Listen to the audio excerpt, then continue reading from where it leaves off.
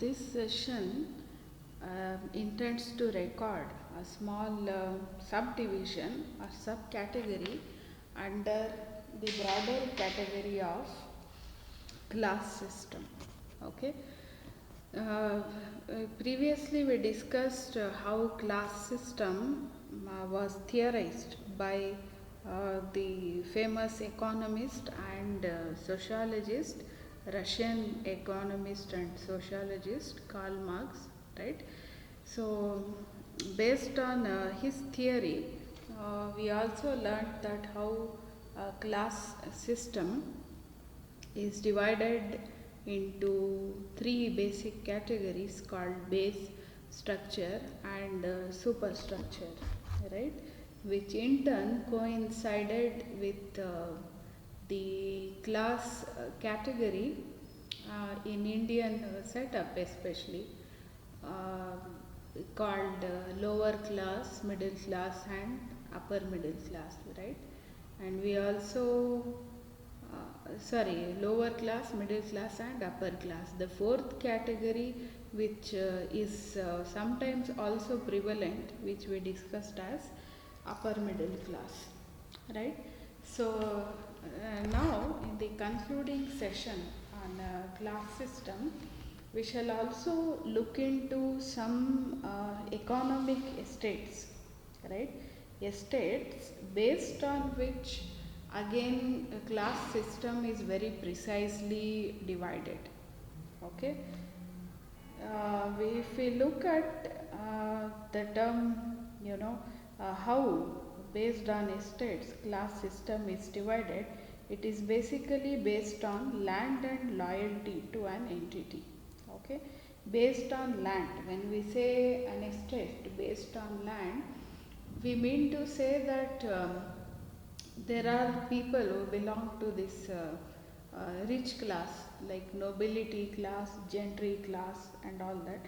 So they would be the owners of that land, and people who work under them, in like for example, clerical posts and the financial advisors. All these people come in parallel with middle class, and there are serfs and peasants who work on the fields, like farmers for example, who would do farming on the land of these landlords and gentry class.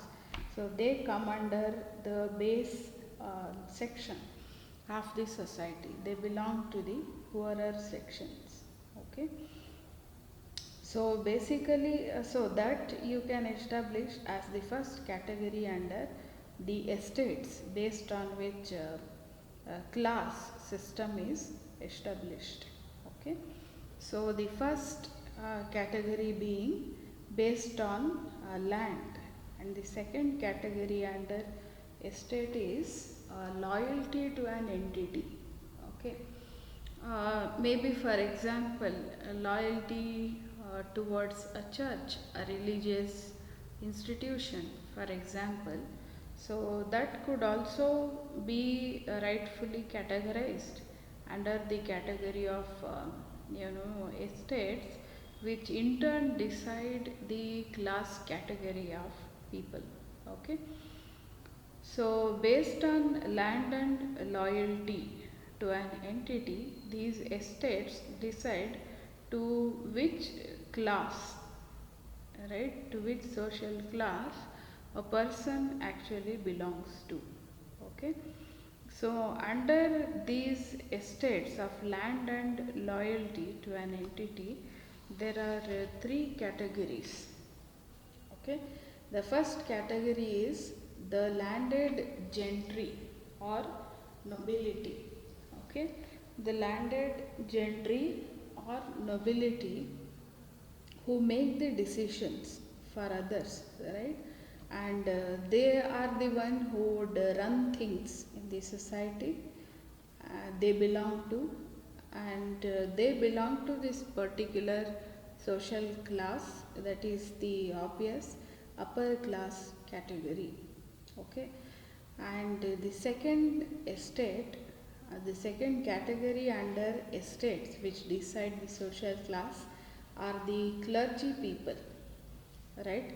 And these estates, and when we look at these terms, serfdom, peasantry, clergy class, gentry, nobility, these were the kind of divisions under land and being loyal, faithful to an entity.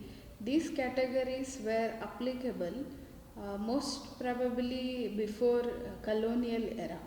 Okay, these are applicable in Indian cultural context pre-colonial era. Okay, not like these days we don't find these customs, right? That the nobility class, the landlords, zamindars, and gentry, and the clergy class, and serfs and peasants, serfdom. These categories we do not find anymore in this post-colonial, Indian cultural context, but they were existing in pre-colonial Indian context. Okay, and much prevalent even before the advent of British in Indian subcontinent as well. Okay, so the second category of people belonged to the clergy class, right, who would perform religious ceremonies, especially in Christian church. And when we say clergy class, and they are related to the services to be performed in church, right? Christian church.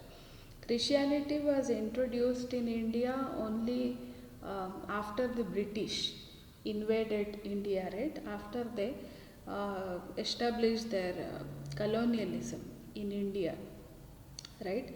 Even before they colonized, they established their trading companies in India. Only then the churches and Christianity was introduced in India. So that tells you that these categories based on estates, it happened when during and even in the aftermath of colonial era. Okay, so the serfs and the peasantry, the last and the third category, and the class system during those age in colonial and pre-colonial age, this was framed by people who belong to serfdom, right? Something very much similar to bonded labor, right? Very similar to bonded labor. The serfs are peasants, the petty workers who would work on land. You can't exactly call them farmers because farmers have kind of land of their own. They have autonomy of their own when it comes to decision making on deciding which crops to be grown, which vegetables to be grown, or seeds to be planted. But these serfs are people who belong to the peasantry class. They were forced to live and work on land that belonged to landowner.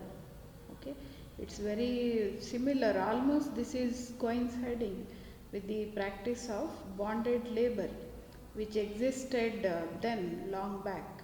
And later on, like in Indian politics, in the post freedom context, when leaders like Indira Gandhi, for example, she made this law, right, that tillers are the owners of the land. Okay, so along with obviously and inevitably bonded labor was banned, and these petty peasants and farmers and serfs, they got a land of their own where they could do free farming.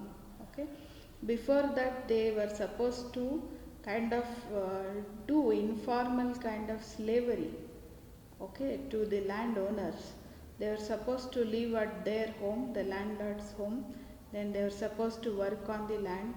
Okay, they didn't even have homes of their own because they were given some negligent and unwanted space in landlord's home, and they're supposed to take care not just of the farms but also their home, their household work and children and other menial jobs. Okay, and this is how they were in a way expected to obey. Okay, obey the landlords. Okay, and provide them goods and services for gentry class and clergy class. Okay, that is to the class of clergies and gentry class. These serfs and peasants were supposed to be subservient and give them all kinds of